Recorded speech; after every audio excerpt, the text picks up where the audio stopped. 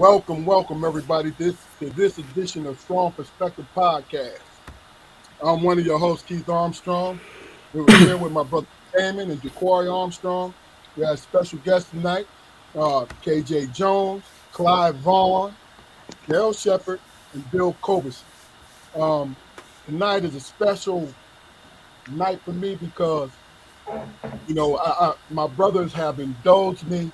I've had a Pitt flashback, and this is a great thing for me. You know what I mean? I don't usually do too much of that because what's in the past is in the past. It's just how it is. All right. What I'm going to do is before I go into the big dog segment, I'm gonna say hello to the fellas, and when Bill comes, I think Bill is coming in now. So I'm gonna say hello to the fellas, and then I'm gonna go into my segment. Jaquari, how you doing today, brother? I'm good, man. I'm good. I'm trying to get prepared and everything, man. Gentlemen, I'm sorry. I've been sitting here writing a couple of things down. I'm not being antisocial, which I've been accused of in the past, but I'm here. I'm present. I'm ready to get into it. Okay, Damon, how you today, brother? Man, I'm blessed, man. Above ground and everything. You know how it is. Uh, it's been an overall good day for me. Okay, okay, cool. I ain't mad with nobody. Okay. Yeah, a friend of the show, Mr. Jones, KJ Jones. How are you today, sir? Fellas, I'm good. Glad to be here. Definitely glad to be in this company. It's been a long time for a lot of fellas on this call. So I'm doing great right now, Keith. Okay, cool. Clive Vaughn, Captain Clive Vaughn. How are you today, sir? Man, I'm blessed by the best. I have a little physical problems, but I'm blessed by the best. I'm here, and I'm blessed. Can I hear you? Welcome, man. Welcome. Thank you. Okay. You can get right to them. Darryl, how are you today, sir? I'm doing great. Honored to be here. Feeling good. Okay. Thank you, Chef. Mr. Culbertson, the other captain when I was a sophomore. How are you today, sir? Man, things are going well, man. I'm glad to see all you guys. I'm trying to fix my camera, man, and I'll have it on there. Can you hear me? We got you, man. Yeah, We hear you loud and clear. Yeah, I got you, Joe. You know what I mean? But like I said, Can y'all hear me? Yes, sir. we got you. Oh, okay, my bad. Hey, Chef, and Yes, sir. Clyde, he was like that on the court, wasn't he? And I never complained because he had to pass me the ball. So I was whatever Bill said was cool, man. I say, yo, cuz, I'm open, cuz. Come on. And he got me the ball, so I'm good. Look, Clyde had 3 people in it, but he was open. Oh, definitely. Yeah, When Coach Shipman recruited me, he said, I didn't recruit you to pass the ball, okay? So you score. And that's what I did. That's real. And you was a hell of a scorer, too, dog. That was Money Vaughn, baby. Yeah. I'm going to get me a plane ticket to.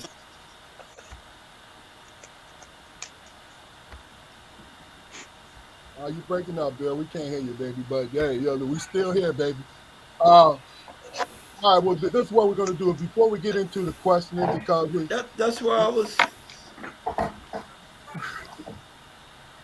Bill, we can still hear you, man. Don't spill no family secrets while Right, you're he's not to tell it all, I'm man. saying. You gotta turn my volume up. Hey, Keith. He like, what I'm asked to make it do.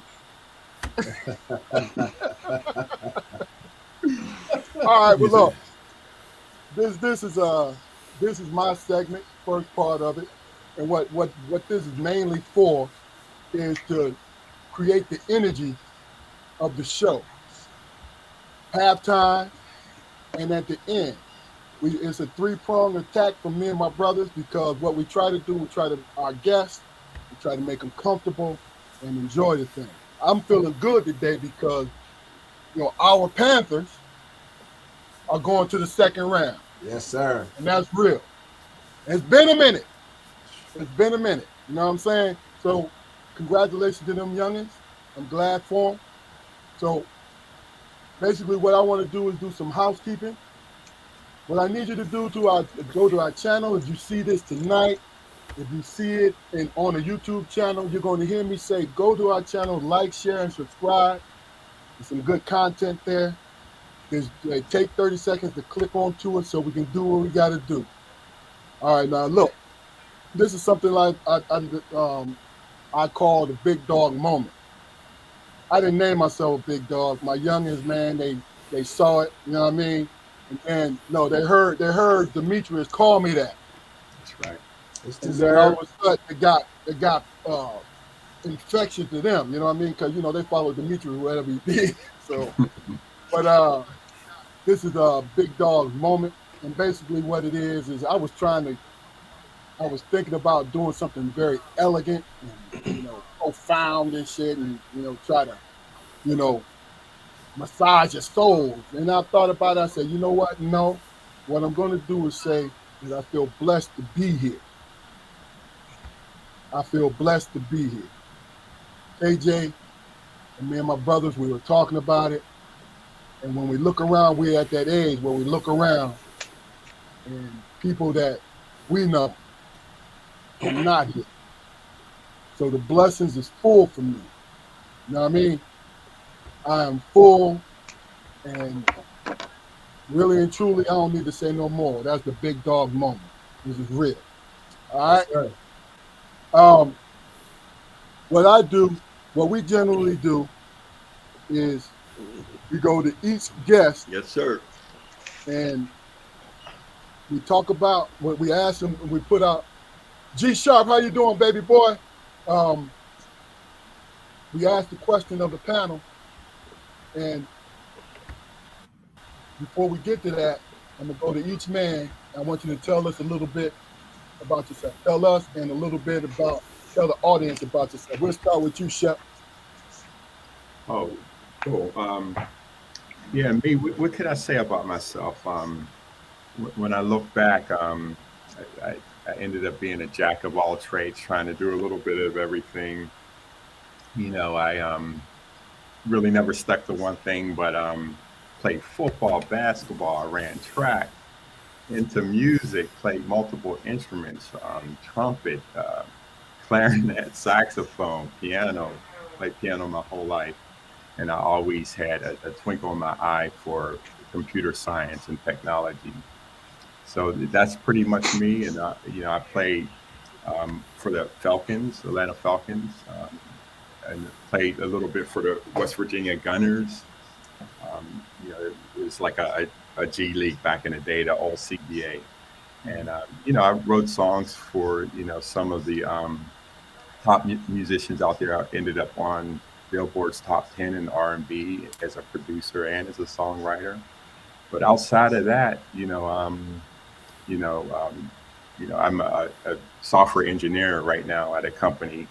We're a full fleet management company, and I write software applications for the company.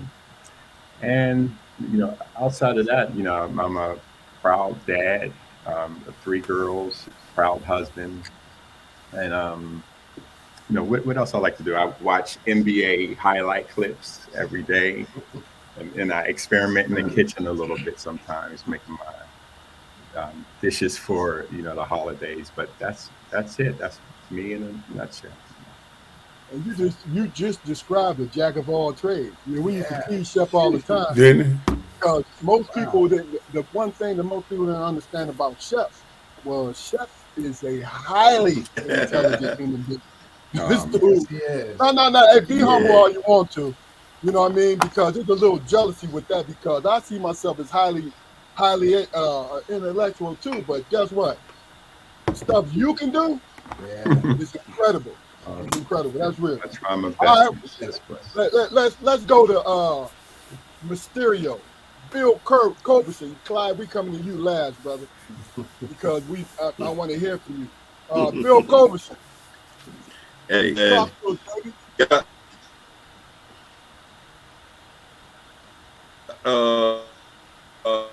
Man, guy, I can't complain. Most life I've been working with kids in the arena, or working with the juvenile justice community, did a little coaching. Uh, Played overseas a couple of years. Uh, on, Charles told me to tell you hi. Uh, and man, just taking care of my family. Um, my daughter and they just amazing. My daughter and my son are just amazing. I'm with them. They got they hadn't had a B since like 6th grade. What I'm talking You know, about. my daughter, a all conference field hockey player. She just the beast. She just man, and everything that she do, man, she's driven with her grades. Right now, she in college and working. You know, my son, I call him the little son, actually twins, but he the same way, man. He ain't had these since 7th grade. They just driven. And the comment the other day about being corny. It's only corny in our corny is, you know. So they are just so amazing. My daughter, I said to my daughter one day, "You talk like a white girl." She said,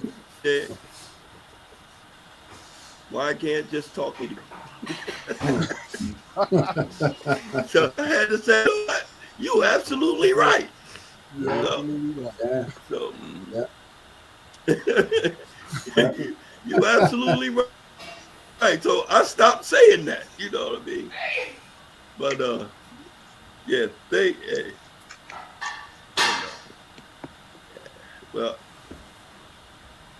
Hey, look, I'm look. just and you was talking about um, there's a lot of people who ain't here no more, and we still here. You know, we had a lot of people in life, man, that are there, man, and to see you guys, man, I'm man, all right, that's all right. Hey, look. Hey, Bill. This is very humbling because I have never, and I know Clyde and Shep and KJ, never seen you with a loss of words. You own like This is true. yeah.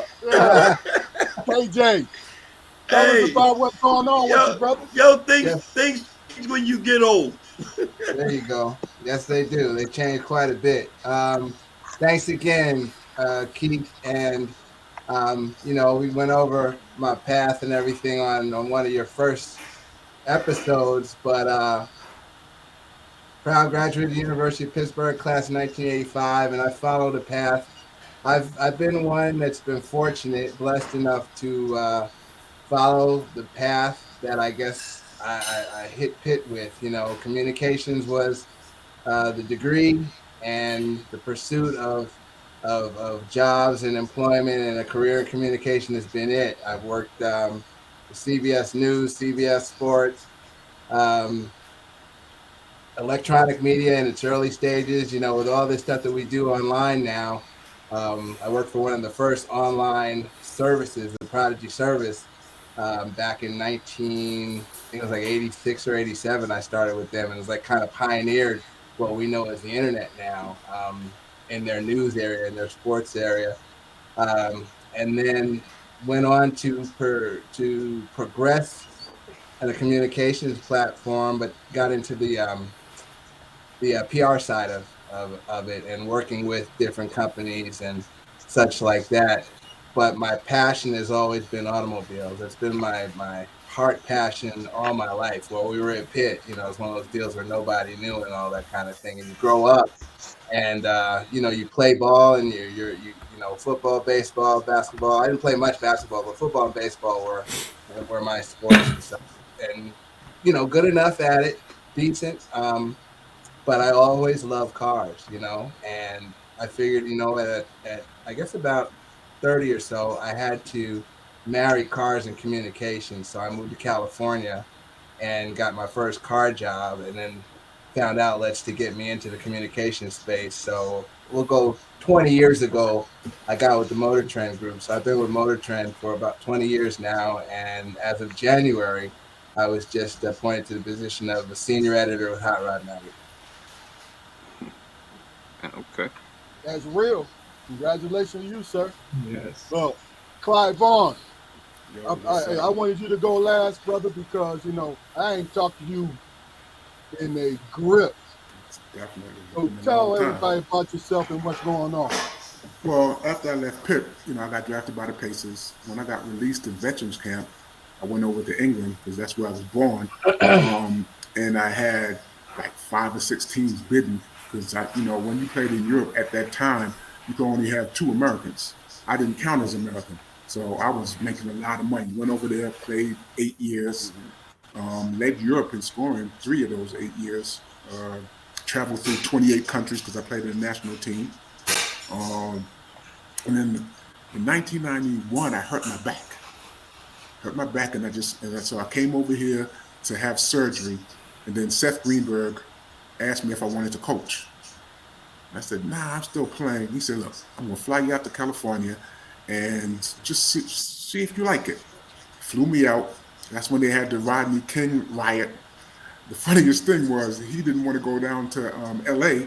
because he was scared. He was like, man, I can't drive down there. It was crazy. Yeah. So I drove, and the rest was history. I coached with him. From there, I went to South Florida with him. And then from there, I went to UConn. Won a national championship in 2004. And got out of the business then. And then I started to work with patients that's mental health, addicts, drug and alcohol. I've been doing that. And then my mother passed away probably 5, 6 years ago, and I wanted to honor her. So I started a food truck. The food truck is called Mamalicious. Mamalicious means a mother that could cook. And it's one of the largest food trucks in Illinois. And we serve jerk and curry shrimp, lobster, catfish, salmon, oxtail, rib tips, pork bellies, jerk, turkey, you name it, we have it. And we're not a food truck that go and park somewhere unless we're invited and we know people's coming. Right. So we go to festivals, we go to subdivisions, and I do that because it's cold in Chicago. I do that from end of March all the way to the beginning of November. And then the rest of the time I'm in the rehab helping patients with mental health and the addiction, which is crazy because they don't discriminate in alcohol and drugs, and dealing with them going through their 10 days of detox. And it's a company called RCA and dealing with the detox and then the residential. So I see them and they're there for 30 days. And some of them can't deal with it, so they leave. So that's my passion, is helping people. But the food truck is, if you go Mamalicious on the internet, you'll see it, and you'll be amazed. And KJ, matter of fact, was there last year. I co-sign, baby. Yeah, Delicious. Delicious. So we got it going on. So that's my story. Okay. And that's the thing about it is the fact that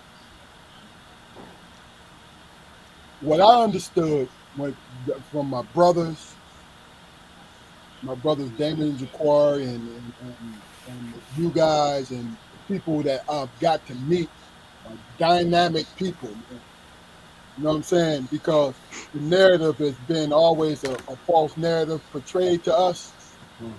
So I like the fact that when you guys tell your story, it's a real story. It's the real story about everything. You feel what I'm saying? And I love that.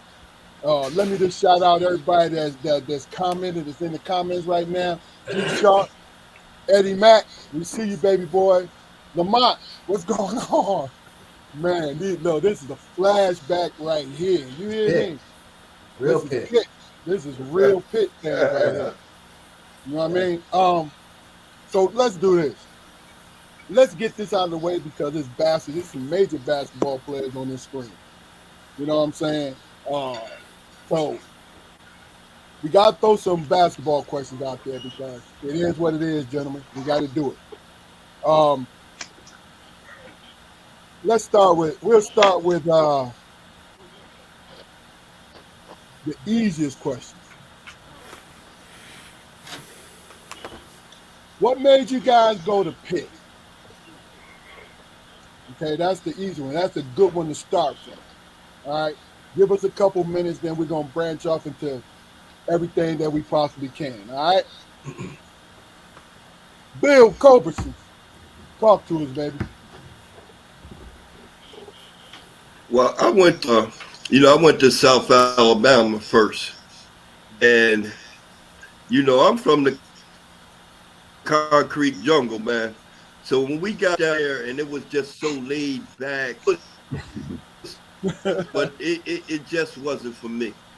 So Seth had seen me play in the here. So when I came back home, he called me and asked. He said, "I'm come on, and I like the city, so I did. Here we go." No doubt, no doubt. Yeah, I tell people all the time, Bill is like Clive. They natural score what they do, right? But Bill changed his whole game around to become the point guard for our squad. You know what I mean? And he was feeding Clive. Clive was never mad at Bill because Bill, Never. when you was hot, and Clive was hot all the time. But anybody who was hot, Bill was bringing you the ball like, here, do something with it. You know what I'm saying? Hey, Lord, he reminded me so much of the crib. It wasn't funny, man, because he was intense. And I like that's what I like about it. All right, Shep, talk to us, baby. Yeah. So let's see. Why did I come to Pitt? I guess I'll try to make this quick as I can. Like Bill, I started out at another school. I started out at Duquesne. I had a couple of schools throughout the country. I was looking at going. UNLV was one, Marquette. There was a couple of schools that was really interested in me, and I said no to everybody, and even including Seth Greenberg was interested. I was waiting until after the Big Dapper Dan basketball game they have in Pittsburgh. It was at the Civic Arena. And I always wanted to play in that game. So I said, after that, we'll see what's going on. So when I get to the game, there was a lot of stars there. Wayman Tisdale, AC Green, we was playing these guys. Patrick Ewing, just to name a couple. So I get there, and you know how they introduce everybody when they can't come out. I'm running out, and they introduce my name, Darryl Sheppard. He just signed a national letter of a national letter of attendance to the Duquesne University, and I never did such a thing. And it was wow, but don't get me wrong. Don't get me wrong. It's not like they weren't on my list. I legitimately was thinking about going there. I wanted to go. They really liked me, but I wasn't sure. But that kind of made it. So then afterwards, we went around, with my past basketball coach, and I know you remember Mel Bennett trying to find out how something like that happened. No. And asking around, everybody said somebody else told me, but there was nothing definitive. So okay, I was kind of trying to call schools and that sort of thing to let them know I'm available, and was going to go to some other schools, but at the end of the day, it was at home. And I really don't believe that the coach himself or anybody there actually set me up or anything. I really, in my heart, think it was miscommunication. That's how I have to think. But I said, you know what difference does it make if there's D1, we're playing all the top teams, we had some on their way to the pros. And plus Norm Nixon went there. So I'm going to try to speed it up. So anyway, I had a great year that freshman year. We played Pitt, and we beat Pitt. You know, I was one of the top scorers, and had a great game, one of the best games I ever had. So, and that helped me later on. So then, you know, after that, the head coach, he got fired. So it gave me like an opportunity. I didn't really think I owed them anything. It was over. So I said, called my boy Mel Bennett and talked to him. He says, you know, UNLV, he was out there. He says, you know, I'll talk to the coach there. You know, we could talk to Pitt. And I said, no, I want to go to Pitt because they're in the Big East. And I said, could you make the call for me? You know, talk to Chipman. He said, sure. So I go up to the office. It was like the next day. It's not like I had to wait. I was real presumptive, thinking that, you know, the Pitt would obviously that they would want me because we just beat them. And I was scoring at will and that sort of thing. I had a good game. So the first thing Chipman said to me, he said, did you get your letter signed? I had to sign this letter, you know, to get out of the school to transfer. And I said, no, I didn't sign it. He said, you signed a letter. You're on this team. He said, we're going to be in the Big East. He said, one of the things we need is speed and athleticism to compete in the Big East. And we would love to have you. And I was like, okay. And it happened that fast. The next day, I went up there, got that letter signed, came back to Pitt the next day. Right after that, I was lifting weights in the weight room. It happened that fast. Okay. So that's my crazy story. Clive. Oh.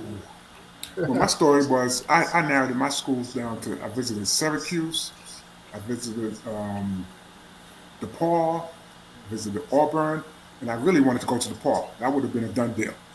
And getting ready to sign, then Seth left Columbia and got the assistant job at Pitt. Me and Seth go back to 5-star when I was a sophomore.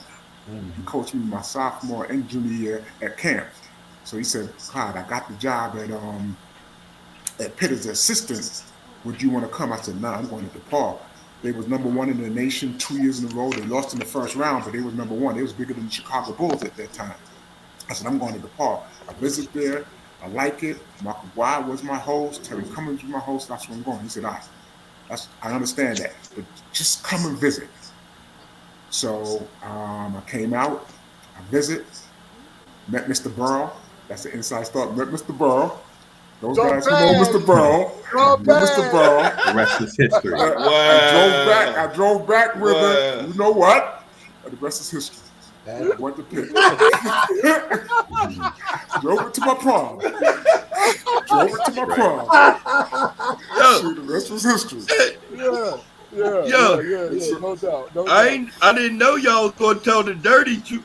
Hey, I didn't know y'all was going to tell the dirty truth. I was trying to keep it clean. I ain't gonna lie. The next year I got another one. Monty Collins. I ain't lying. strong perspective, boy. Wow. Next year I got another one. You know, my story was simple, right? Wow. I was when it came to basketball, when it came to football, I was on top of everything, right? And football, I was great at football, but I loved basketball. I loved it, right? So my thing was, I grew up in Michigan. So I was not going to, this is before Michigan had just built their indoor facility. They wanted, both Timberlake wanted me to come badly, right? But I was like, man, Michigan, we had to play outdoors. And I did not like that shit. I could do it, but I didn't like it. So I love basketball, right? So I ended up, I was up. What ended up made me go to Pitt was this. Georgetown and North Carolina was playing in the final, right? Georgetown and Pitt were the only Big East team that was recruiting. And I was watching, right? And I got letters and I got a couple calls from Georgetown, but you know, everybody connected with Seth Greenberg. Coach Greenberg was that, he was that guy. You know what I'm saying? Great personality, hell of a guy, period. So I met him in 5-star, and he was always talking about it. Yo, you could be our future power forward. You could be our future power forward, right? So I'm watching the game, and I admired John Thompson. As a matter of fact, my dad bought me 2 books. Bill Russell, autobiography of Bill Russell, and autobiography of John Thompson. They were big men, right? And at that time, when it came to society, big guys had to force their way into social surroundings. We weren't accepted, right? So when I read those books, it made me appreciate basketball, what basketball do for me. So I'm watching Georgetown and North Carolina, and everybody know what happened in that game, right? Mm-hmm. So I sat there, I was in a coach's house, eating his food.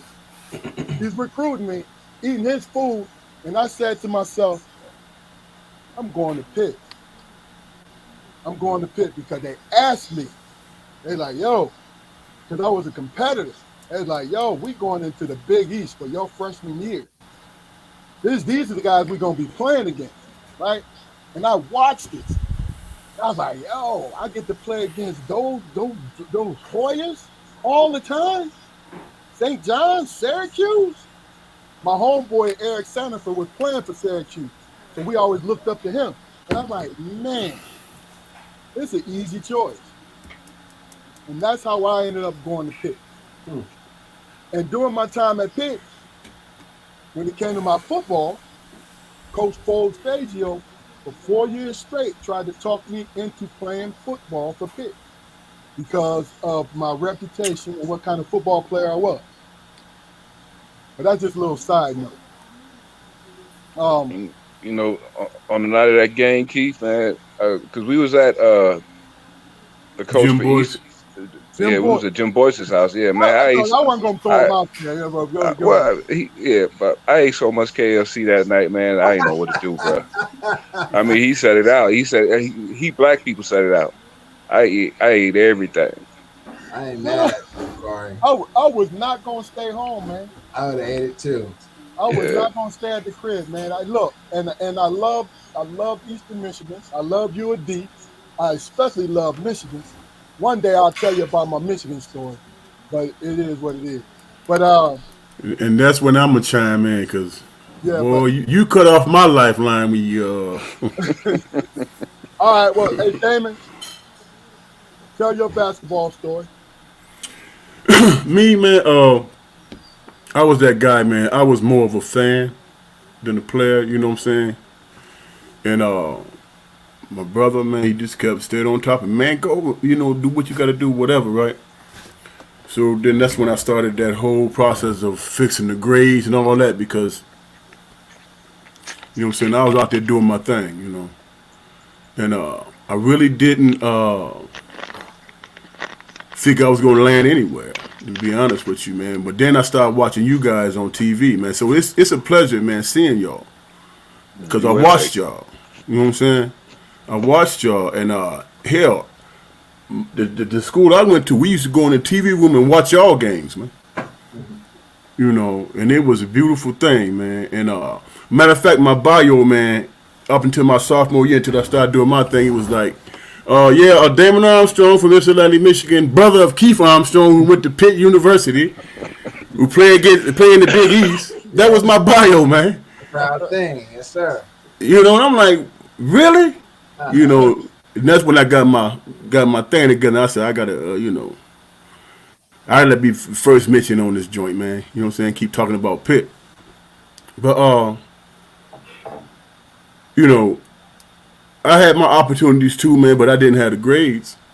But I was grateful and happy to land somewhere, and I made something out of it. Went into the Hall of Fame, and that kind of stuff, Division II. So, I met my wife there. got 3 beautiful kids out of it. You know what I'm saying? That's what I remember most about my university, man. You know. Yeah. So. All good, dang. Okay. All right, KJ. I know you was a football player, but you can chime in on this Well, situation. it's like this, man.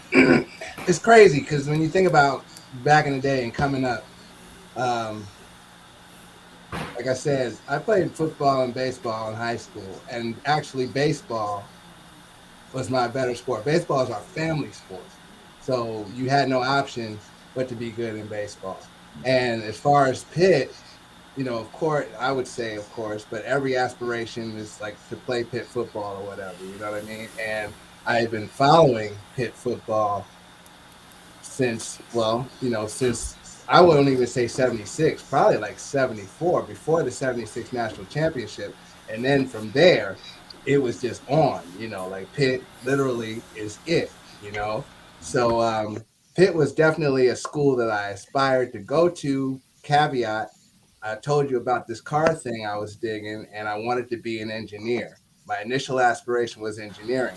I wanted to design engines. I wanted to make the engine that's in the Corvette, and stuff like that.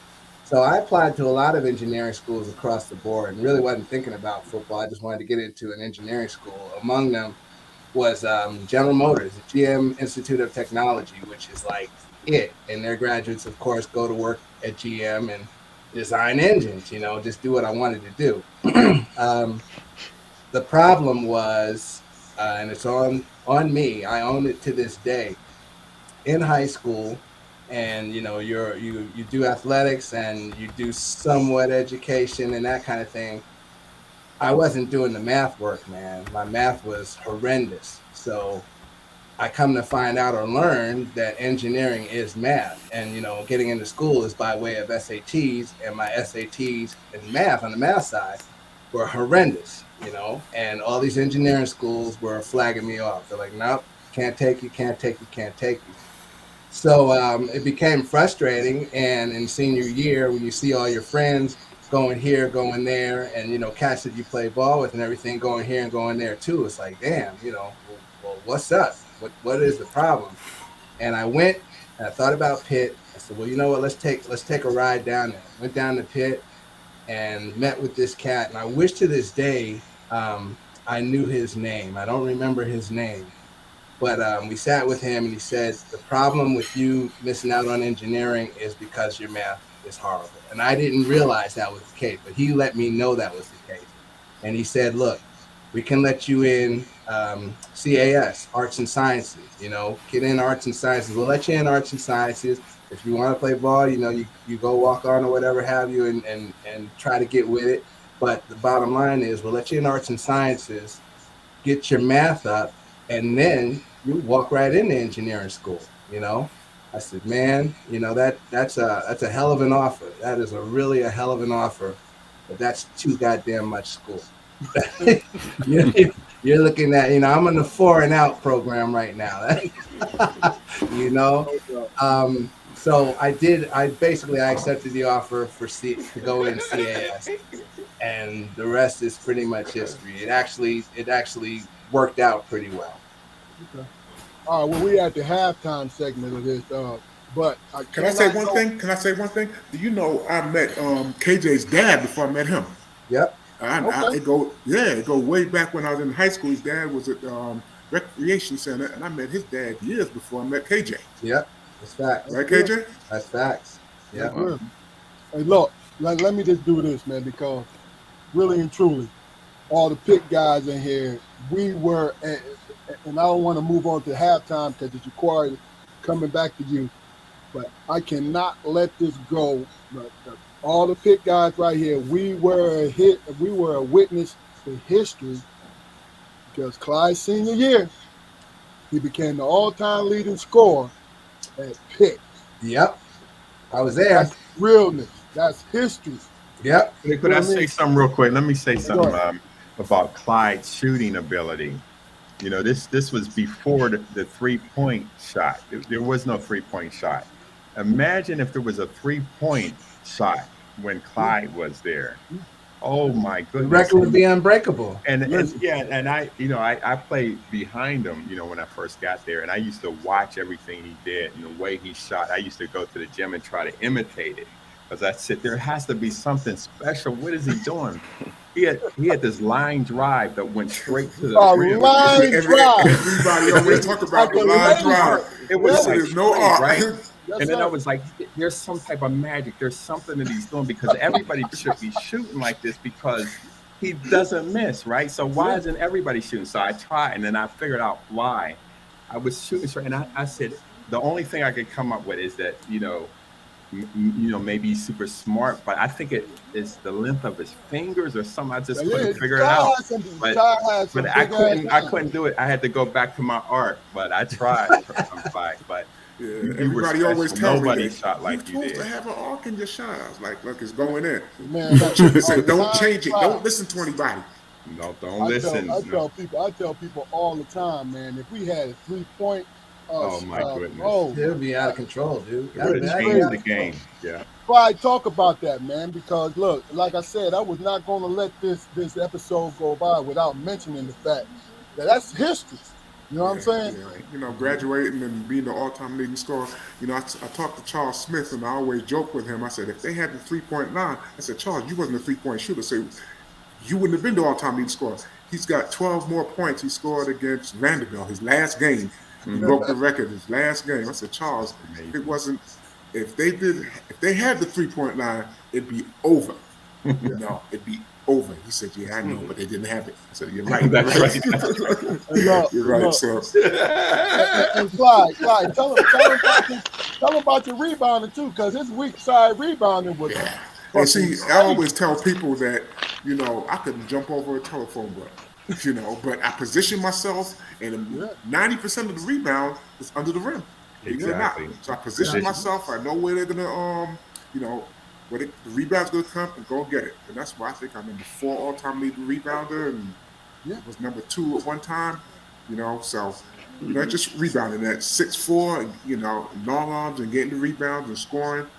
I think I had a good 4 years there. Oh, absolutely. Hell of a 4 years. I appreciate history. Man. That's what was so deceptive. Jokers didn't realize how long Clyde's arms were. That's right. So when he rides up and let that thing go, it looked like he's 7 feet. That's right. That's right. And look, and the way it always hit the back of the rim and snapped the nets every time. Exactly. Yeah. It's funny because I was down in South Florida, and Patrick Ewing at the time was playing for Orlando, and he was practicing there. And so I was with my little son, so I went and talked to Patrick. He's like, Clyde, I didn't know you was here. He said, man, I always try to block your shot, but I couldn't. So he told my son, Clyde used to have 30, but we beat him by 20. I said, look, man. Pat needs to stop that because, look, my freshman year, we kicked they behind. That's true. That's true. They behind. Yes, when they came in, there was St. John's, Syracuse, and St. John's that 1 week. Yes, sir. Yes, sir. They call them the giant killers, remember? I'm going to tell you. Wow. I'm going to tell you, the 2 teams that we could not beat that year was Villanova and Boston College. Yes. And we beat them one time. If any one of them, had we beat them one time, they would have put us in Sports Illustrated. Because that was our first year in the Big East, and we were doing that. Against Boston College, they cheated us.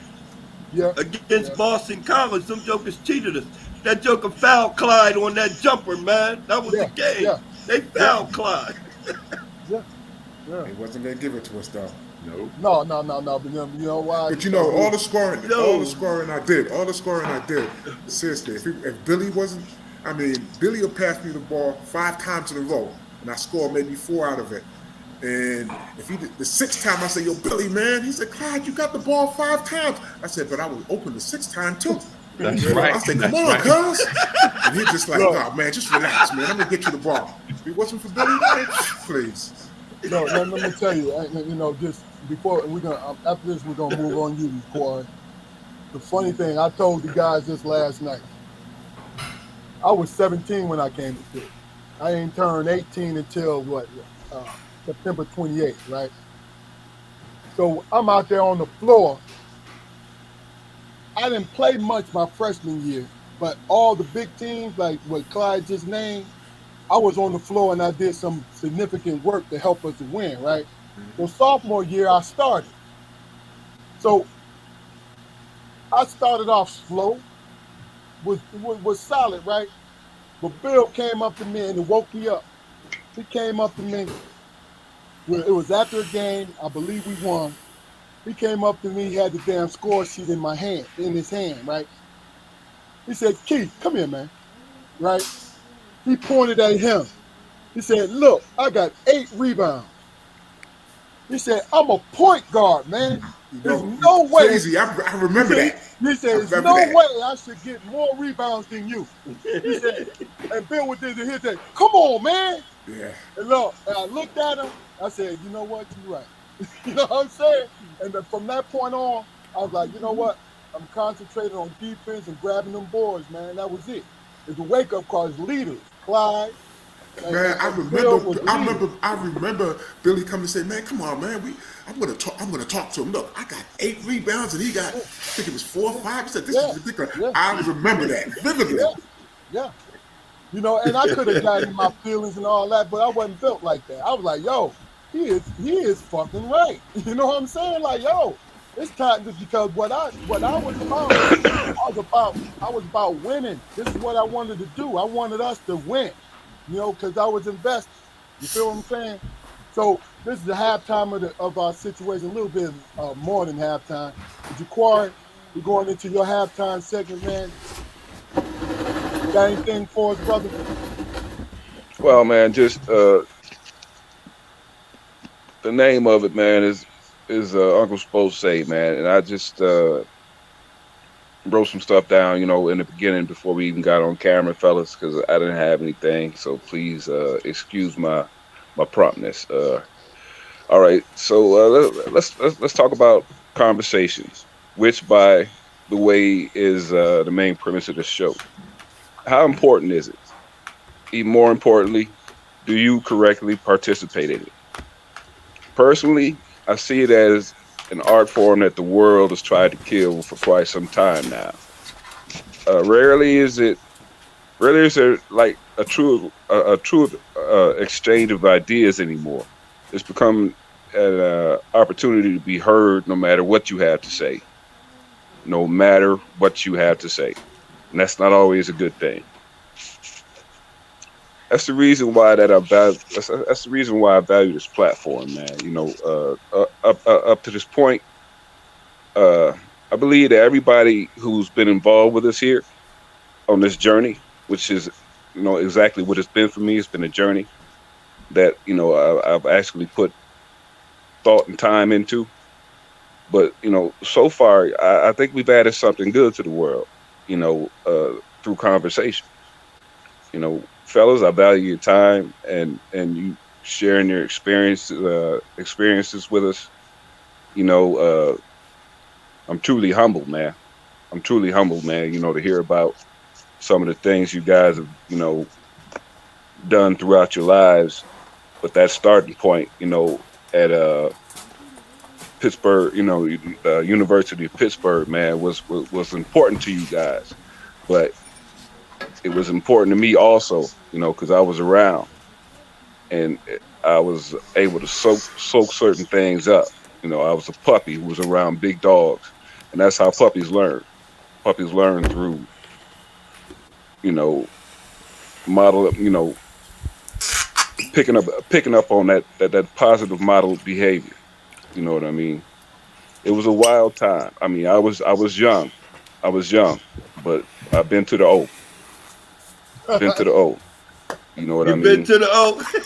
Been to the O. You got a Buzz burger. Oh man. No, And go ahead, Jaquari. Yeah, but I was just you know, finish it up, man. You know, it marked me, man. Because, you know, I didn't know how I was going to get to college. I didn't know how I was going to get through college, man. But I knew I had to experience that life.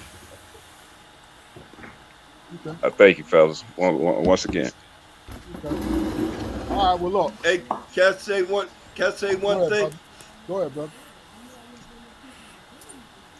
You know, and this has been on my mind for a few years now, man. My boy Chip, man, Chip Watkins. My boy Chip, man. I was so sad when that happened. You know, when he passed away, man. He was a pain in his butt, but he was a good dude, man. Yeah. You know. Yeah. Yeah, do you know that me and Gis went to his funeral? We went to his funeral, and because Gis at the time, not to cut you off, Billy, but Gis at the time was living in Chicago, so we drove down there. It took us like 5 hours and drove down there. And I told Gis, I said, you know what? One of us is gonna go, and one of us is gonna go. And he was like, nah. And then Gis went. I couldn't You know, believe it when he then Gis went. I was just like, oh my goodness. So Billy, I know what you mean, but we was there, and I talked about when I spoke at Chip's funeral. I said Reggie brought you in to take my spot, and when you came in, you visited, and you said, you know, I'm here to take your spot. I said, man, you crazy as hell. You know, I said that ain't happening. I said these guys leaving. He said you crazy as hell. I said, and I don't know how to pass, and I can score. You in trouble, man. You know, but go ahead, Bill. I didn't mean to cut you off, but yeah, those two guys are gone, and Steve Beatty's gone. I mean, No, not. Go ahead, Bill. No, what? Yo, yeah, man. Last year.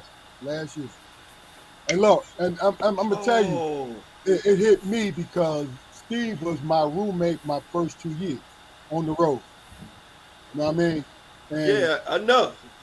and the thing about it was, me and Steve, we didn't have a lot in common, but we still put up the effort to sit down and talk to each other before games and after games. You know what I'm saying? Good guy, man. Real good guy. Yeah. You know, hey, God bless the dead, man. Steve, Chip, Demetrius. You know what I'm saying? Brett Crawford. Rob, You don't know Brett Crawford? Billy know him. Yeah. I Brett met him. Crawford. Yeah, And from San Francisco. Yes. Is that who you And talking about, Clyde? Yeah. Rob Brooken. But this Brett was the years Jet. ago with Rob Brooken. Yeah. Look, and Mike Goodson, controversial Mike Goodson, he passed away too. Yeah. You know what I mean? You know, God bless the dead, man, because like I said, we were talking about it last night. It was just more or less, we're at that age now. You know what I'm saying? Mm-hmm. And what I try not to do, I'm gonna tell you what helped me with being in law enforcement for 30 years, man. So I was around tragic situations all the time. So I was able to look at them as a life situation, and it didn't have me panic, because that's what we do. We panic. You know what I'm saying? I'm gonna just say this to y'all brothers. I've never been a seasonal human being. And I mean by seasonal, if I hold you in high regard, that's gonna be forever, man. You know what I'm saying? And that's why I try to reach out to you guys. And I do this with my family. And I do this with people I consider friends. You know what I mean? I'm a permanent type of dude, man. Now, I may not fuck with you, but I'm not going to dislike you. And if you need me, I'm going to be there. It's real. There's one person I wish we could have got on was Andre. If we could have got Andre on there. Yeah. That would have been, woo. Yeah, I speak to him from time to time.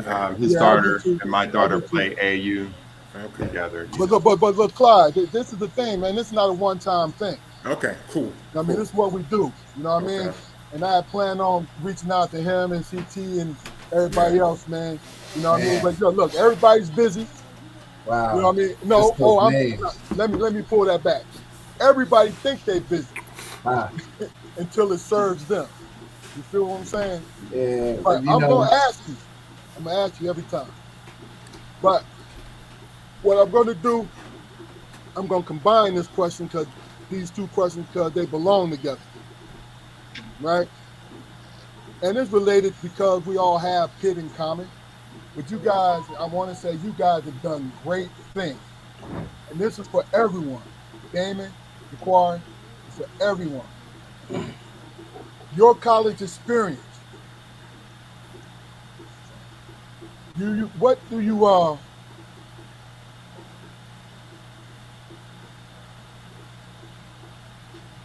what can you say your college experience, how it influenced how you became the man you are today? Right? Now here's the slash to that. Do you think your college experience influenced the man you are today? So we'll start with you, Jaquari. Yeah, I definitely think my college experience influenced the man I am today. I mean, you and Damon know, man, I was a late bloomer, man. I didn't really get my educational career started until shoot, what 2002 or when did I move to North Carolina? About that. About that. Yeah, I had at one point, when I got out of high school, I was going to Eastern Michigan, supposed to play for them, but I flunked out my freshman year.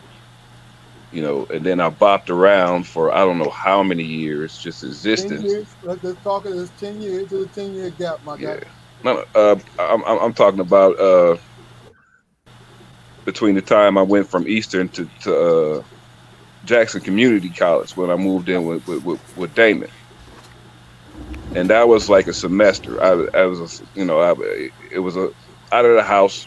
I wanted to experience freedom of not living under my parents' roof, but I moved under my brother's roof, so I still had a standard that to live up to.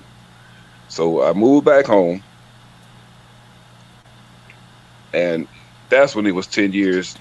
10 years had passed because I was working or whatever, and at home, and trying to be supportive to the house, and trying to find my way, but not really gaining traction anywhere. So that's when I moved to North Carolina, man, and the world opened up. Once I got enrolled into the North Carolina Central University, which my oldest brother was more than instrumental, with doing. I moved there when I was 28 years old, and I had aspirations of playing football there because I still thought I had it. I was big, but I was out of shape. But just moving on campus, man, and immersing myself in that world, man, and realizing, that I should have been past this point. It put me in the mindset, man, to where I needed to be more secure, just my life in general, man. So that's when I started making grown man decisions at 28 years old.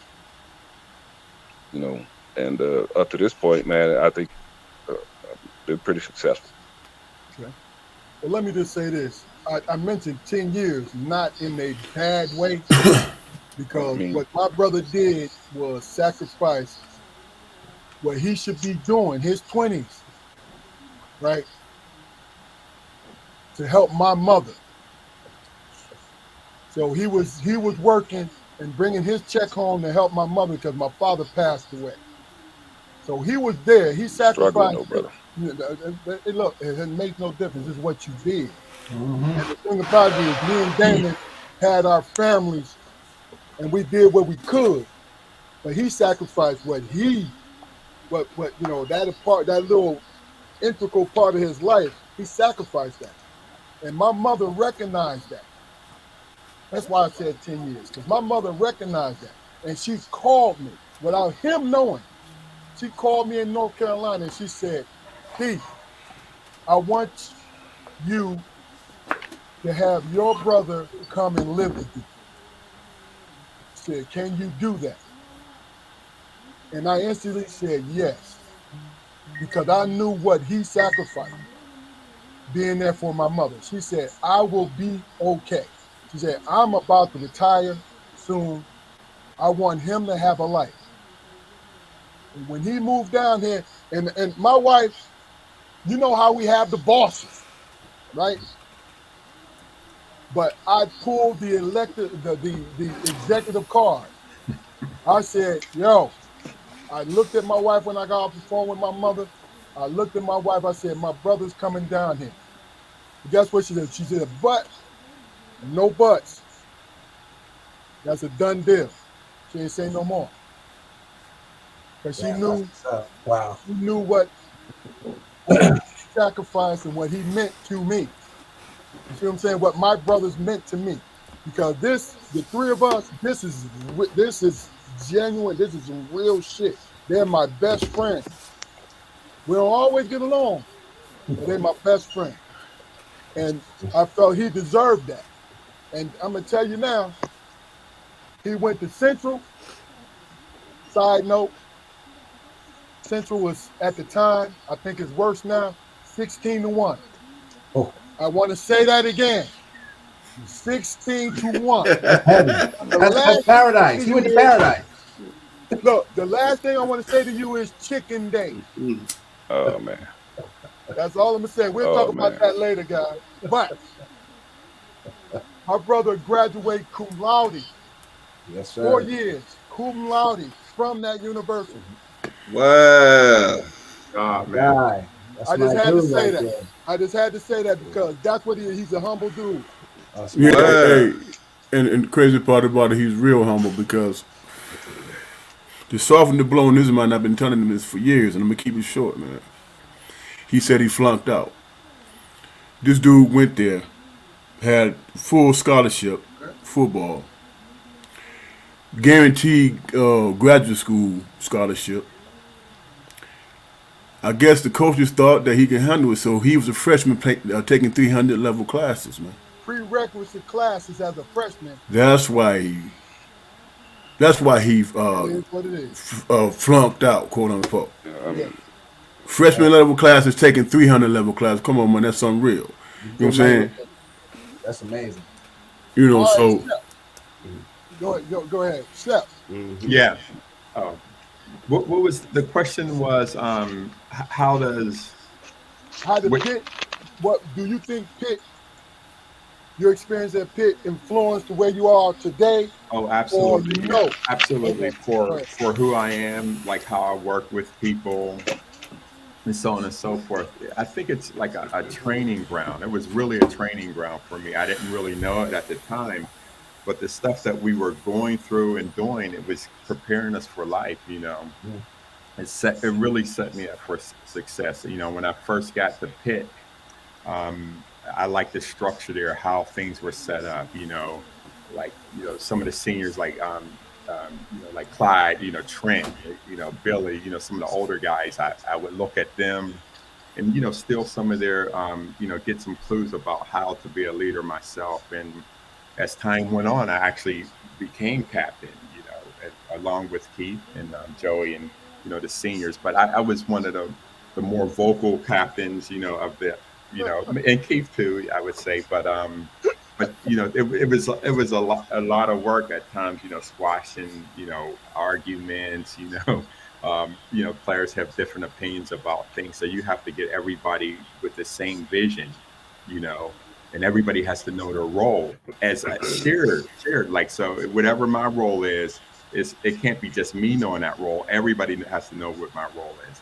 And I do that now when I'm working, you know, as a software engineer, team lead, you know, so all of this stuff, you know, really helps, you know, like the failures, you know, the setbacks. I have those at my company, and you have to know how to behave, you know, and how to act so others will see. And we used to do that all the time, as you know, Keith. And it was a great, like, time management thing. You know, when you're at Pitt, we had to do a million things, and people think that athletes just get a free ride, like we don't have to go to class. But I tell them, you had to go to class, right? And if, you know, if you didn't, you know, you're going to fail. So we had to juggle all those things, all the things we juggle. I use those skills, you know, daily when I go to work and when I work with my, you know, parent my kids, you know, everything. It really helped. That's my story. Clyde.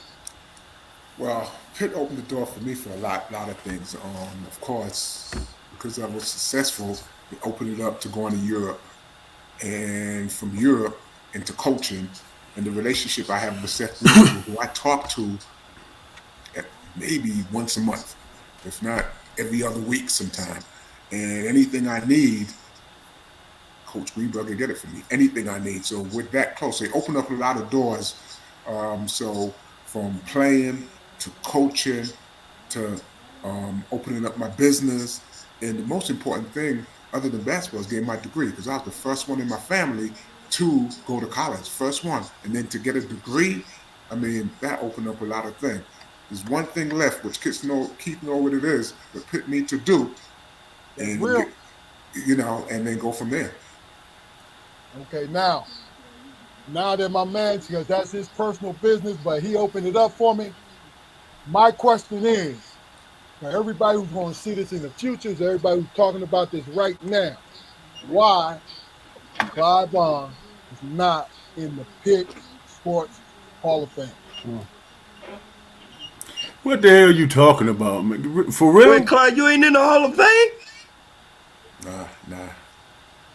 You know what? It's okay. Wow. Real 100 is fucked up, but to not to soften it at all, because it doesn't deserve any softening, but trust and believe it's a matter of time, bro. Yeah, I really believe that. Through God's time, I really believe that. Man, hold on. Clyde should be first ballot, man. Straight up. First and foremost, we all know that we came from a football school. And KJ, you're going to be next on the question. We came from a football school. They handled the football players very well. You know what I'm saying? And this not critiquing the school, it's the fact that we have been very successful in the basketball situation. We did. No doubt. You know what I'm saying? Case in point today. Yeah, so I'm sorry. At the end of the day, politics are always at play and stuff, and that's what goes on. But at the end of the day, the numbers speak for itself, right? So the haters or the politics people, over time they disappear, but they pass on, they move on.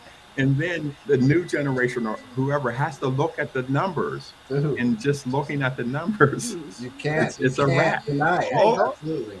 Am I lying? I mean, all we stop playing. Yeah. All man, we that's gotta crazy do. as hell, man. Go ahead, man. Bill. All we gotta do is bring it up again, because Jennifer just got a street named after her. So my boy gonna have a street named after him. But you gotta understand, we're gonna put that mug up ourselves. Let's put it in perspective. Jennifer. Yeah, by the way, the mayor of Pittsburgh went to my high school. He went to Peabody. He used to watch me play basketball. So, holla at him, Shep. Holla at him. No. Here's the thing. Jennifer and Clyde broke it in the same year. They did. That's crazy. They did. That's history. Exactly. Come on, man. You gotta link that up. Stop playing. That's it. And how many years was y'all in the Big East?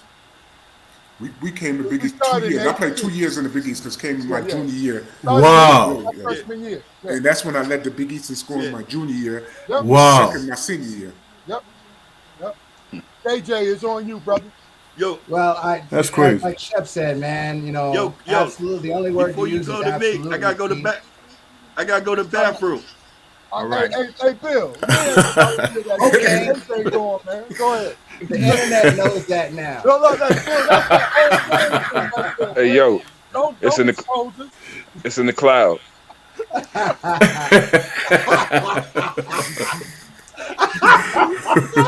Yo, but go ahead, KJ.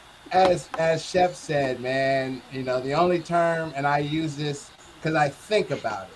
I think about it when I'm in situations. My career and job has afforded me opportunity to see not just all of the United States, and I've done that a couple of times now, but the world, international and all that kind of thing. And, when I'm in situations like that, I have to think back to Pitt, because as these things go, it gave me, my foundation. My foundation to be successful in a professional space. But from a ground zero, really a ground zero, Pitt humbled me very much. Pitt humbled me in that, you come from, and I won't say in all world, but you come from being all decent, in sports and all that kind of thing, and then you come to a university where there's a whole bunch of other cats that are all decent and all better and all great. You know what I'm saying? And it's like, something, you got to understand, your drive and your hunger and your thirst can be one thing, and it can be on 100 and 150, but you have to understand that you do have a place in the structure. You know what I'm saying? Y'all know what I'm saying. You have a place in the structure. So anyway, that was the base of it. But by all means, Pitt gave me you had to do it. It was dropping the bucket. You had to be analytical. You had to be able to think fast. You got in a pickle, and I wasn't. You get in a pickle. I didn't have call the folks luxury whatsoever. You got in a pickle, figure the pickle out and get yourself out of it. So now in grown up life, these things happen, and I figure it out, and I fix things, and I'm called on to fix things. I share with Keith when the OG passed away, there was a lot of stuff going on and whatever, but I was the guy that was called on to fix it. And I do have to say that the University of Pittsburgh and that, coming through what we did, y'all are all with it. And Damon and Ja'Cory at y'all schools, y'all are all with it. And people listening, the University of Pittsburgh definitely gave me that. And at this point in my career and my life, I'm extremely, extremely happy about that and proud of it. One other thing, and this is another one that people listening might relate to. Pitt opened my door to white people. I'm just gonna say that. You know what I mean? Yeah, you dealt with them in your hometown or whatever have you, but my drop in the bucket was this cat coming in the room with me freshman year, like, whoa, like, wait, we gotta take this ride together from September to June. I've never done anything like this before, and making it work. And then subsequently making it work to the point where later on in life, y'all studying together, whoop, whoop, whoop, whoop, whoop, and helping each other and figuring out how we can all, collectively get through this thing. So, when you say that did Pitt set me up, or did it help me, or did it benefit me in being who I am now, there's absolutely no question about it. No question. Bill, are you back, sir? Yes, I'm back. It's on you, man.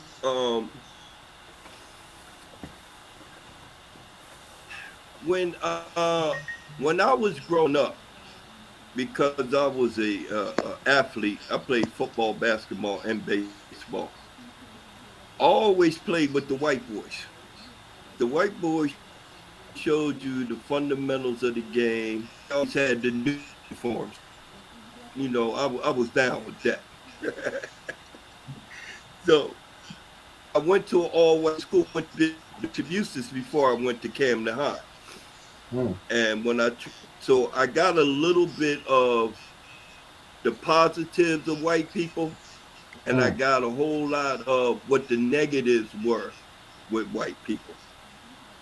And I kind of went through that with my son, because they went to all. So my son had a little issue with it. So I had to go to the school and talk to the assistant principal. And he was trying to say, no, Bill, it's not this, it's not that. I said, yo, man, listen to me right now. I went to an all-white, and I know exactly what is going on in here. And when he gets tired of it and he bangs on you, you better address it correctly. But to move on from that, Camden High took care of their athletes. They took care of their basketball players. We were the stars. They made sure that we stayed out of trouble. They made sure what we needed. So when I moved on to the University of Pittsburgh, it was I ain't coming home without that degree. I don't care what goes on with this basketball. That degree, I got to have that. Because when we go back into the community, we got to have success for our younger kids, you know. Yeah. Um, and again, I learned how to deal with white people long before I got to the University of Pittsburgh. Mm. And my situation with Chipman was up and down, and but I was gonna make the best of it, no matter what. Okay, I ain't gonna score. Shit, I'm gonna be still on this damn floor. I bet you that. I'm gonna be Clyde, hit these 5 jumpers for me, baby. Yeah, definitely. We No gonna make doubt. sure. No doubt. We No gonna doubt. make sure that we stay on this damn floor. You know what I Yeah. mean? And it in a way it kind of made me closer with Clyde. It made me closer with all the players on the team because now it was gotta win. We gonna win. We gonna play as hard as we possibly can play to make sure. That one time down in Georgetown, them jokers only beat us by a couple down in there. If y'all remember that, like, Yeah. you know, And Syracuse also. Remember the game we lost in Syracuse? We how always did get it Syracuse influence always, but we couldn't come me on and top. as far as the drug and alcohol stuff is concerned? Yes, sir. By one. Yeah. Mm, Yeah. Yeah. yeah. All right, Damon. We always they knew they had the battle. They had the battle to beat us. Yeah. You know? Yeah. All right, we Me, move. I got coming to yo, man, me, Joker. I can't hear you. Yeah, he's breaking up. I can't hear you. Going in and out. Damon. Question is, your college experience, did it help you? Describe to you how it helped you, and then if you think it didn't, let us know that. Well, it definitely helped me, man, because I went to a Catholic majority white school with a lot of rich cats, you know what I'm saying, and all that stuff, and that's where I met my wife. You know what I'm saying? What it taught me was like basketball was easy, man. You know what I'm saying? Because I did that because I wanted to. I didn't have that love for it like you guys did, but I played it because I could. You know, but what I got from college is that no matter what walk of life, man, there's gonna be somebody there that's gonna have an interest in you for whatever reason, be it basketball or because you're just a good person, and they want to give you help or whatever. I had all those experiences, man, because the nuns that were there that was teaching and doing all that stuff, they was on the Second Vatican, so you know what I'm saying. They was about everything, spirituality and everything, man. So it was all about humanity. So I still live by the what is that? Not the coat of arms, but the school mission statement. You know what I'm saying? I still live by the school mission statement, and that pretty much governs my life because it's universal, human love, and all that stuff. So I recognize everybody's humanity. First and foremost, that's what I got from my university, man. Basketball was secondary and it was just something that I did, but in learning about that humanity, that mission statement, man, me and my wife, we've been together 38 years. We got kids, all 3 of our kids, my last one finna graduate in April. I got lifelong friends in all different colors, nationalities, and it's just about being a human being, man. You know what I'm saying? You get caught up in what's coming at you as a black man. But the truth is what you give out, man. You know what I'm saying? And people gravitate towards that. So it was more than just a basketball experience for me in my university. It was all about life. what I'm saying? And the crazy part about it, what continues to blow my mind to this day, it was predominantly white school. You know what I'm saying? They just did their job, man. You know what I'm saying? They actually taught the curriculum. They actually, you know what I'm saying? They stayed true to their mission statement. Okay. All right. Well, look, this is one of the questions I'm going to ask today, and it's going to be very quick. What I learned and what it was with me when it came to my college experience, it showed me what kind of man I was, understanding disappointment and understanding triumph, because I was able to process both those things and come out in a mature conclusion. You know, I'm speaking around it because I can really get deep into this, but I want to get to this last question so I can let these gentlemen get to their Friday. But what definitely the answer to the question is, Pitt showed me how I can respond to every part of human nature. Bill spoke about interaction with white people. Look, our high school was a mixture of white and black, but I never associated with the white kids, even though I was friendly to them, because I stayed where I was comfortable with. When I went to Pitt, I had to step outside of that to understand the way the world is and how much control I had over my situation when it came to the world. I'm gonna leave it right there. And this is the last question of the night, guys.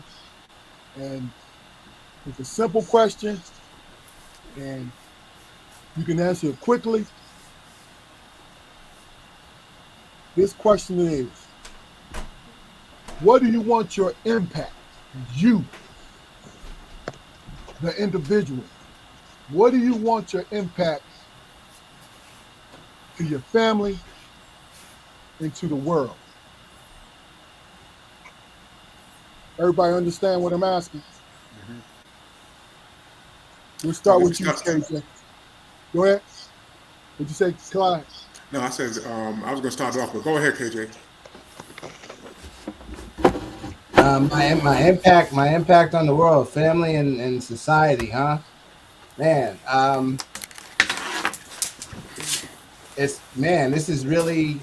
this is a tough question to answer. Honestly, not that I don't think about it, but when I think about it, I haven't developed my answer yet. One piece of it, I do have one piece of my answer, and is that I want it to be unanimous. That what, that cat was all right. He was he was a good guy. He was official. He was 100. He did everything the right way, and not that I do everything the right way, but as long as it's perceived that I've done everything the right way, that's a win. You know what I'm saying? But I haven't fully ironed that question out, but it is a question that I think about, Keith. So it's a good thing that you asked it, because maybe I should have an answer at this point, and maybe the rest of y'all will. But I just really right now would want, because of my name, I would want everything to be on the solid and on the 100, so that I could leave it that way, and of course I have a son, I have grandkids, etc. I would want my name to be solid, because if nothing else, and as Clyde said earlier, he knew my dad before I met Clyde, at the University of Pittsburgh. That's how we came up, and not necessarily from my dad, but from his dad, my grandfather. So at this juncture, and if it expands, it expands. If it doesn't, it doesn't. But having the Jones name and the KJ Jones name and his lineage and such, having that solid is, if I leave that, I'm good. Clyde, you were Well, eager. my situation, I went through my problems when I was at UConn, which is, everybody went through my problems. But I think anyone that really know me knows that I'm a good person. You know what I'm saying? Hard worker, good person, and that's the main thing. I have a son that lives in California, CJ Vaughn Jr., married to a lady named Tammy that went to Pitt. Okay. But yeah, that went to Pitt. But I just want to be remembered as a person that was a good person that worked hard, and he's just a good person, good-hearted person, and that's important to me. Okay. Bill. Yep. Everything is all about my kids now, man.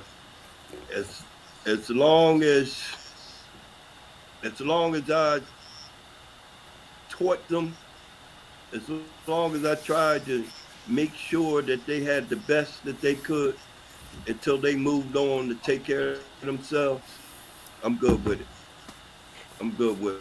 I love my kids so much, man. It's crazy because they turned out to be some of the greatest kids ever, man. All the things that could possibly be going on in this world, I ain't had to deal with none of that, man. You know what I mean? I ain't That's had real. to deal with that, and I'm That's so real. appreciative. And maybe it was me, maybe it was me, and if it was, thank you. You know what I mean? Amen. So, Yeah, man, no doubt. Shep. Oh yeah, that's a deep question.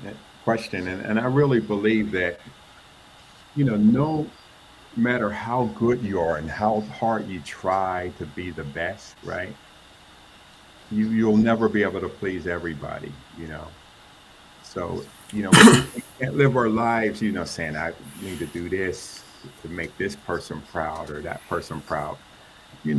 At the end of the day, like my parents was a good template for me. I just follow what they do, love my kids, and they love me back. I try my best, but you can't please everybody. I swear, if you're perfect, how they treated Jesus. You just can't do it. So I don't really focus on that as much as I did when I was younger because when I was younger, I didn't know what the future was going to be, if I could actually hold up to what my values are and, what I should be according to my parents.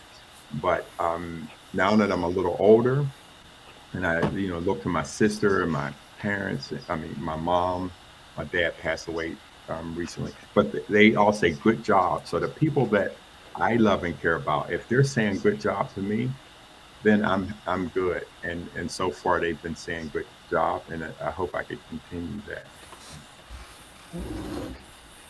Quart.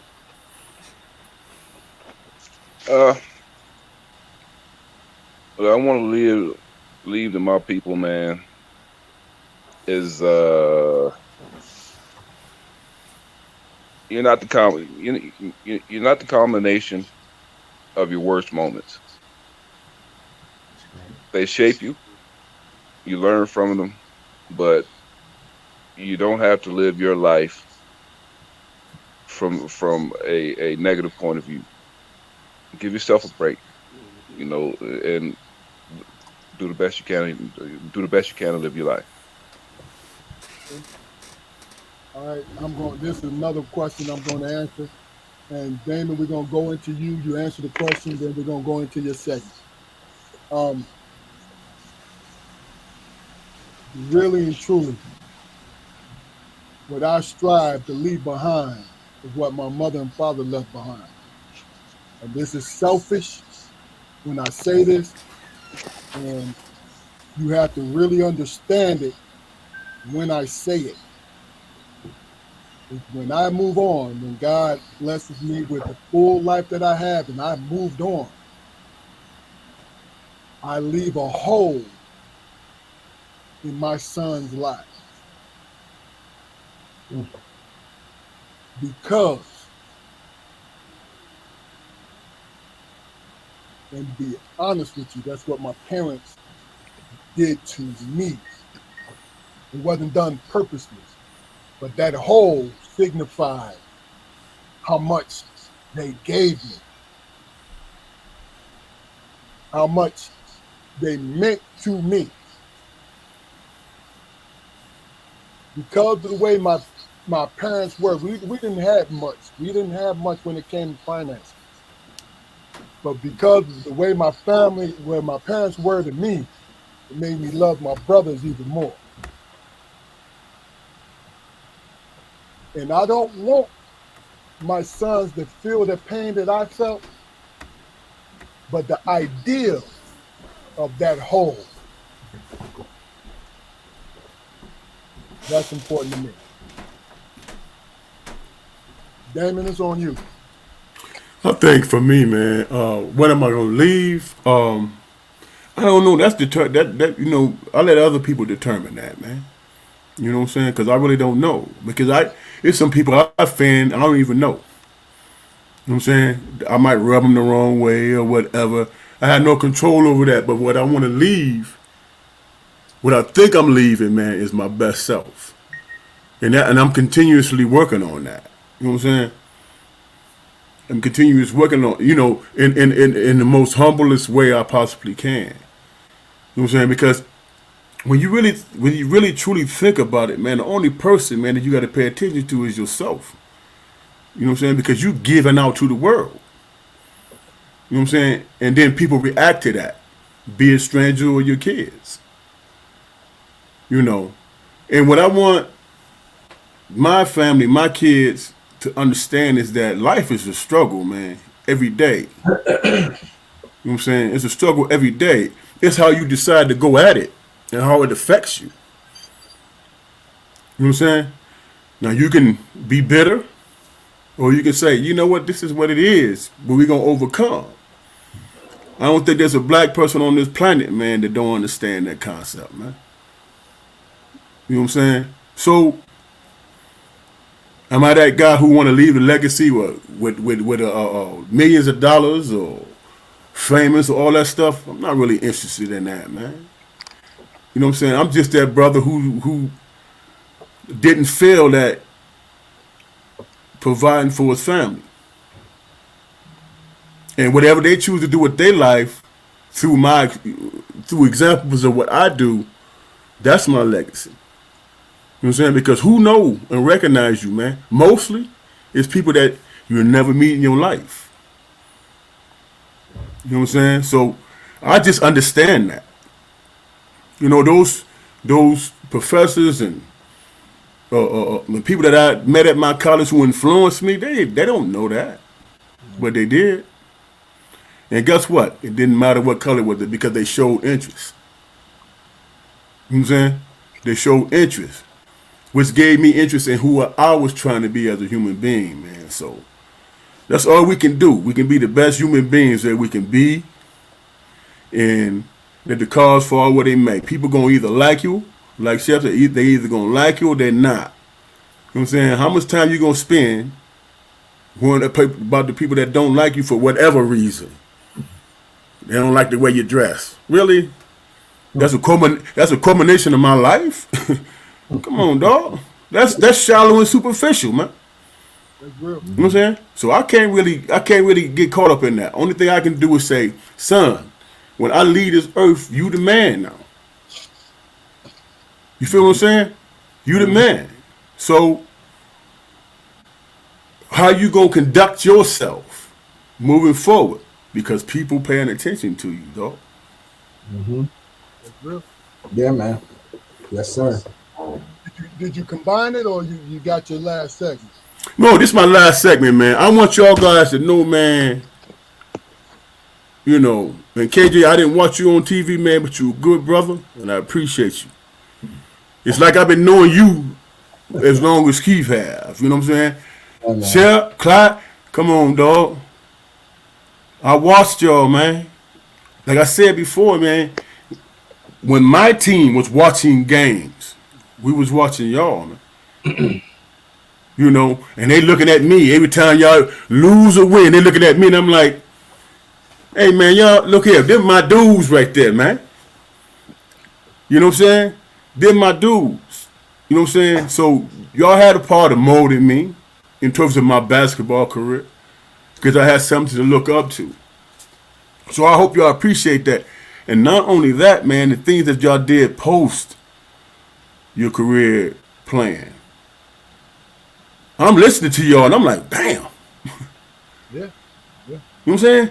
How many of these young, you know, somebody was talking about the internet and social media and all that stuff. Do they hear from cats like y'all, man? Not enough. You see what I'm saying? Not enough. Yeah, they don't want to hear. That's the thing. That's Shep, right? That's real. But Yeah, but y'all tried and true though. Y'all tried and true. Can't nobody take that from you. Black men. Look, that's why we here. You know what I mean? That's what I learned for 30 years of law enforcement. I don't give a fuck if you don't want to hear me, but you got to hear me. You know what I'm saying? It's real.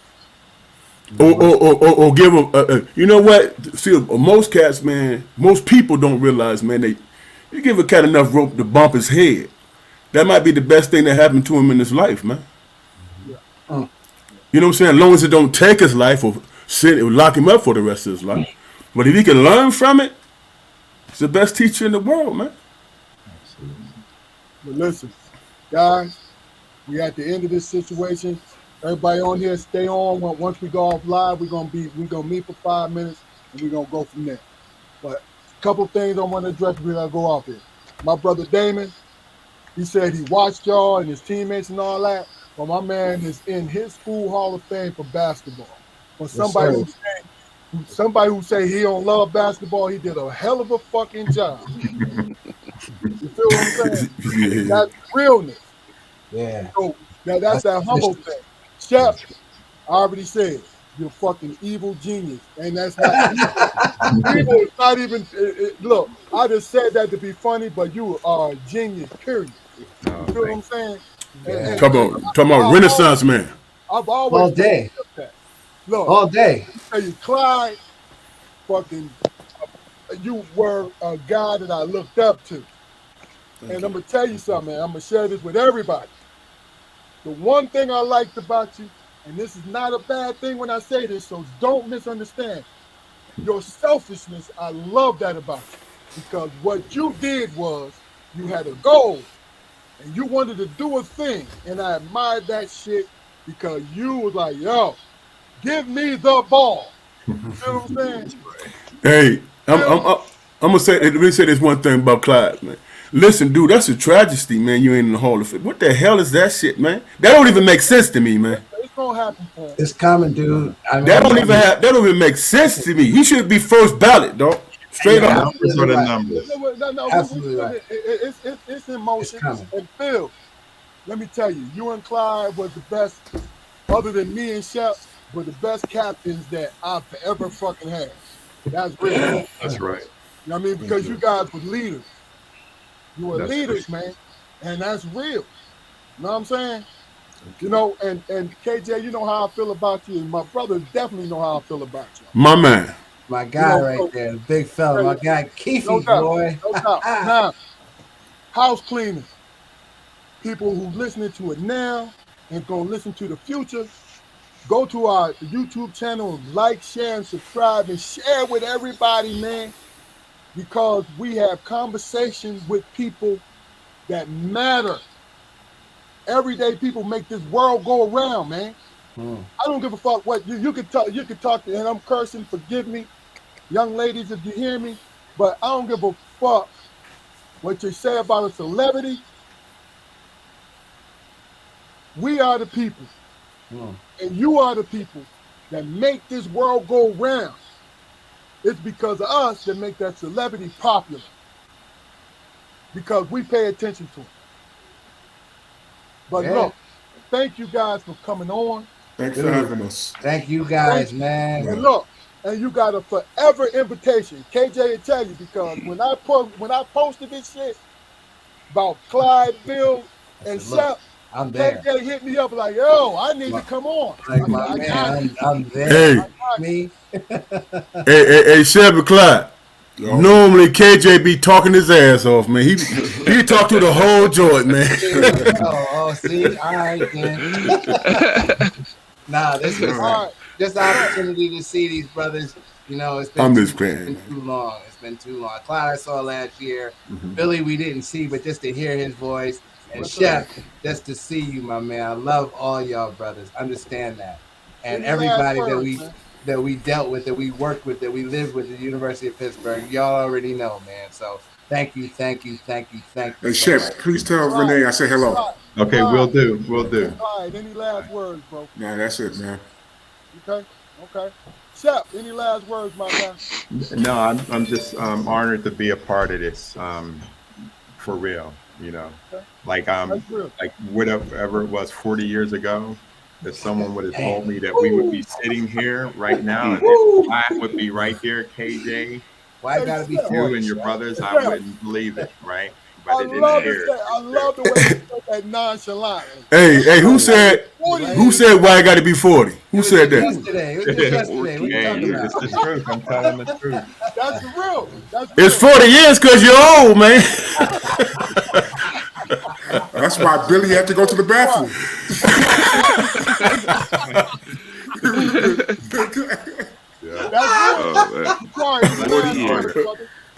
Hey, as I said earlier, man, you know, I value you guys' time, man, and I thank you for it. Thank you for sharing your experiences, man, and I truly humble.